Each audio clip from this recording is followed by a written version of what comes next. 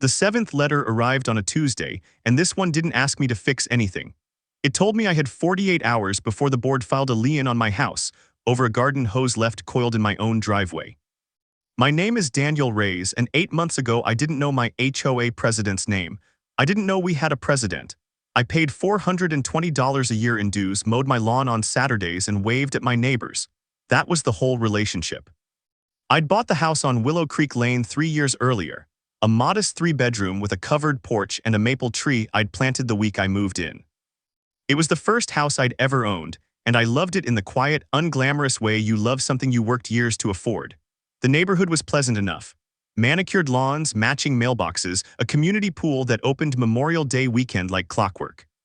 I knew most of my neighbors by their dogs before I knew their names. My next-door neighbor, Priya, brought over banana bread the week I moved in.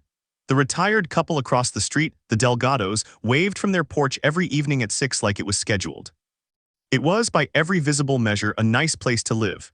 Then, in March, Marlene Voss won the HOA board presidency in an election that exactly 11 people voted in. I was not one of them.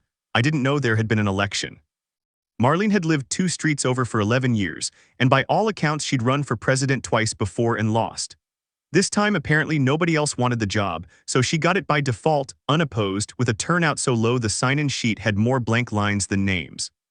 Within a month, the newsletters changed.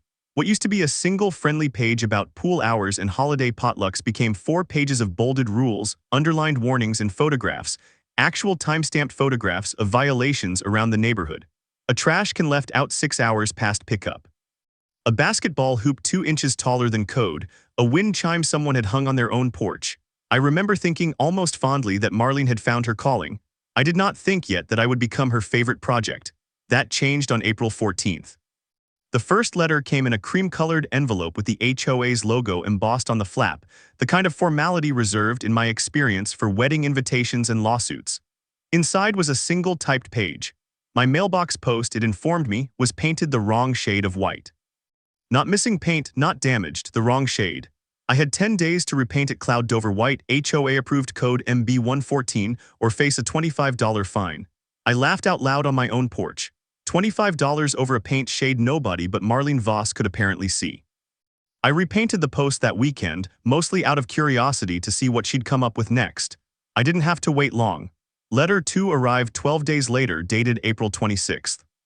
My grass, it said, had exceeded the maximum permitted height of 3.5 inches for no fewer than 4 consecutive days. A claim suspiciously specific for someone who would need a ruler and a lot of free time to verify it. I measured my own grass that afternoon out of spite, 2 3/4 inches. Letter 3, dated May 9th, cited an unapproved shade of impatience in my flower bed, apricot, apparently when only coral and white were community approved. Letter 4, May 20th, claimed my recycling bin had been visible from the street for an unreasonable duration on a Wednesday, timestamp 7:52 in the morning, 40 minutes before pickup.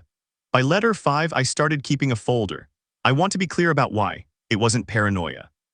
It was pattern recognition.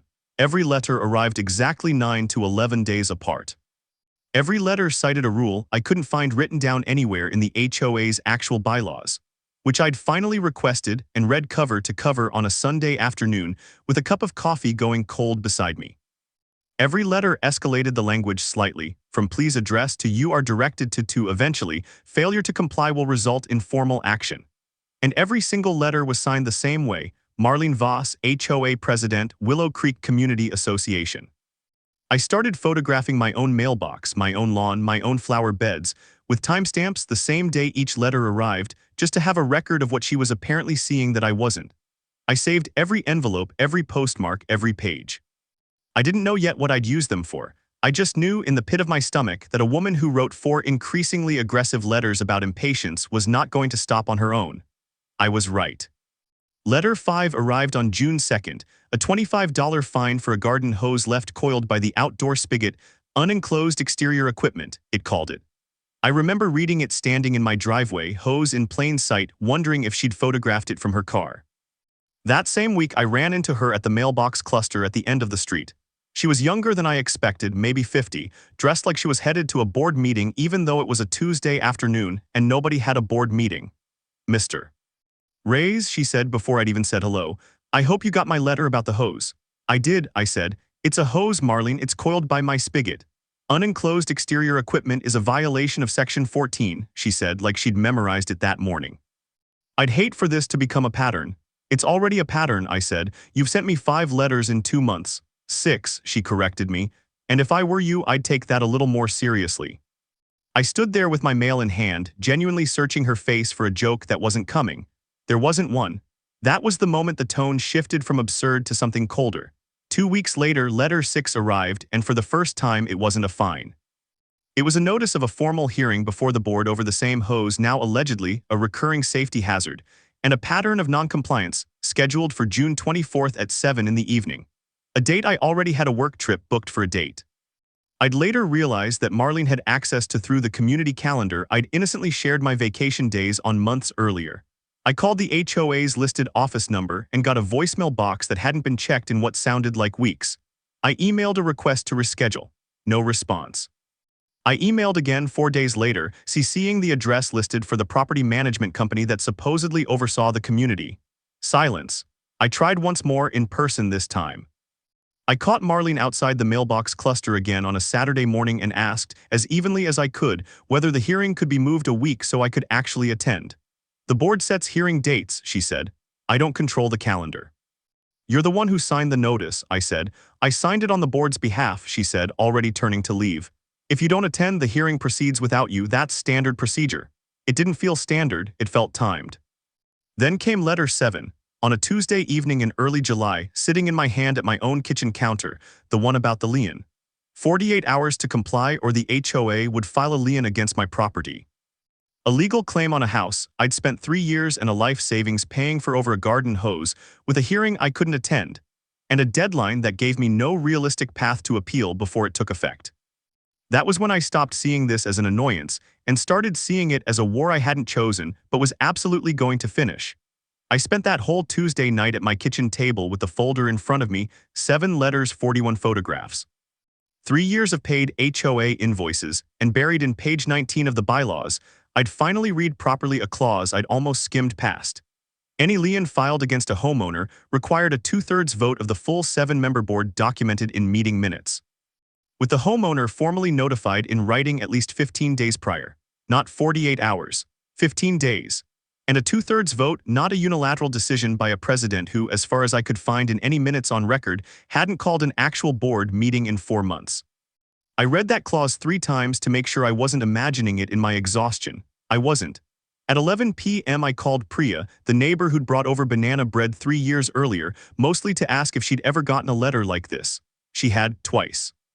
A fine for a holiday wreath in November, and another for parking her own car in her own driveway at an angle inconsistent with community aesthetic guidelines. She'd paid both fines rather than fight them. It's not worth the fight, she told me. You'll spend more on a lawyer than the fine costs. I remember telling her I wasn't planning to hire a lawyer, I just wanted to know if I was crazy. She said I wasn't, and that was almost enough to get me through the night.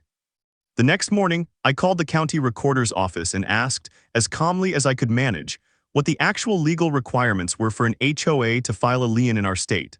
The clerk was patient with me, more patient than I deserved given how many questions I asked, and confirmed exactly what the bylaws said plus one detail Marlene had apparently forgotten or never known. Our HOA, like all in the state, was required to file annual financial disclosures and board meeting minutes with the state's HOA regulatory office. Public record. Anyone could request them. I requested them that same day, in writing, citing the exact statute the clerk read out to me over the phone. What came back 9 days later, in a manila envelope from the state office, told a story Marlene had clearly hoped no one would ever check. There had been no board meeting in 5 months. There was no recorded vote authorizing any lien, any hearing, or, as it turned out, most of the fines she'd been issuing since April. She'd been signing and mailing enforcement letters as HOA president. But under the association's own bylaws, unilateral enforcement action without board authorization wasn't just improper. It was explicitly prohibited, page 11, second paragraph, underlined by whoever drafted it decades ago, as if they'd known someone like Marlene was coming. I photographed every page. I built a timeline on my dining room wall with sticky notes, 7 letters across the top, dates underneath, cross-referenced against a board meeting that legally didn't exist to authorize any of it. I called the Delgados that same night, the retired couple across the street, mostly to ask if they'd ever been to one of these mythical board meetings. Mr. Delgado laughed, a short, tired laugh. "There hasn't been a real meeting since Marlene took over," he said. "She sends out an agenda, cancels it the morning of, and then just does whatever she wants anyway. We stopped going 2 years ago." I asked why nobody had said anything before now. He was quiet for a second. Said what to who? "She is the HOA, as far as most people around here think." That was the moment I understood the real problem wasn't just Marlene. It was that nobody had ever checked whether she actually had the authority she was acting like she had. I thought briefly about confronting her directly one more time. I even drove past her house on the way back from the hardware store, slowed down and kept going. I already knew how that conversation would end because I'd had it twice already. She wasn't going to correct herself out loud in her own driveway. She was going to need someone with actual authority to tell her to stop, so I didn't call her. I didn't knock on her door. I did the one thing I imagine Marlene never saw coming, because it wasn't a call to a lawyer, and it wasn't a screaming match at a board meeting, and it wasn't a lawsuit. It was an email. I wrote to the state's Common Interest Community Regulatory Board, the same office that had sent me those records, and I attached everything. Every letter Marlene had sent in order. Every photograph timestamped, the lien notice with its 48-hour deadline, the bylaws clause it violated highlighted, the board meeting minutes that didn't exist, the public financial disclosures showing 5 months of silence from a board that was supposedly authorizing enforcement action every 10 days. The subject line was simple: pattern of unauthorized HOA enforcement action, Willow Creek Community Association. I wrote 4 paragraphs, calm and factual, no adjectives, no anger, just dates and clause numbers, closing with a single direct request: that the office review whether any enforcement action taken since April had been properly authorized under the association's own governing documents. I hit send at 11:47 on a Wednesday night and went to bed not knowing if anyone would even read it. Someone read it in 6 days. I know because I got a call from a state compliance officer, a woman named Patris, whose first question was whether I had copies of everything I'd described. I said I had originals.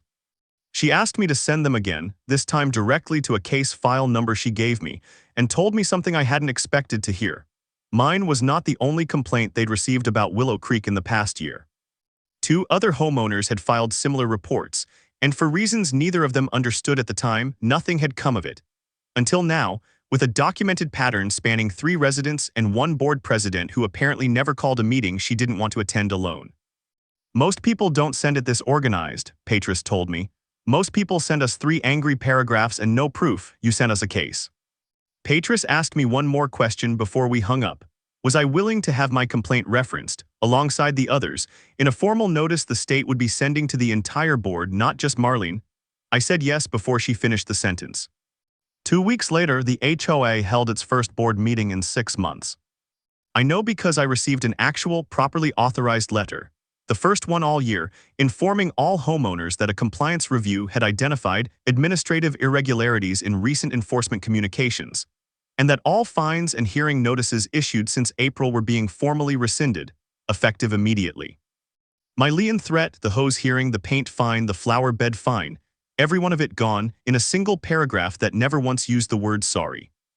I heard through Priya, whose 2 fines were quietly refunded the same week, that Marlene resigned from the board 11 days later, before the state's formal notice even arrived. Nobody I spoke to seemed surprised. A few seemed relieved out loud, in the way people do when they realize they weren't the only ones who'd been quietly afraid of their own mailbox. I saw her once more, months later, at the grocery store on the far side of town.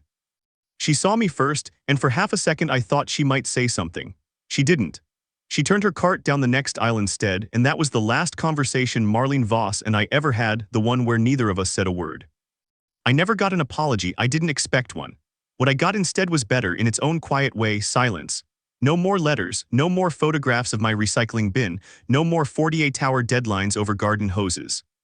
My mailbox post is still the wrong shade of cloud Dover white as far as I know, and nobody has said a word about it since. I kept the folder though, 7 letters, 41 photographs, a lien threat and 1 email. I don't look at it often. But every so often, when a new letter shows up from whoever's running the board these days, polite ones now, actual meeting minutes attached, actual votes recorded, I remember exactly how fast things can change when you stop reacting to fear and start building a record instead. Priya asked me a few weeks after it was all over whether I regretted not just paying the fines like she had. I told her the truth. For about 4 months, I regretted every hour I spent on that folder. It felt like a waste of a summer, photographing my own recycling bin at 7 in the morning instead of just writing a check and moving on. It only stopped feeling like a waste the day Patris called back to tell me the state was sending a formal notice to the whole board. Sometimes the return on doing things properly doesn't show up until right before you're about to give up on it. If there's one thing I'd tell anyone getting their own version of that cream-colored envelope, it's this: you don't have to match their aggression. You just have to out-document them. Save everything down to the postmark. Read the bylaws nobody else bothers to read. Find out which state office actually has authority over your HOA, because in almost every state one does. And when you finally have the pattern laid out in black and white, don't scream about it. Send it to the one office that actually has to listen. If this story felt familiar, you already know why you clicked on it. Tell me in the comments what your own HOA has tried to fine you for. I read every single one, and some of them, I promise, are even stranger than a garden hose. If you want more of these, you know what to do.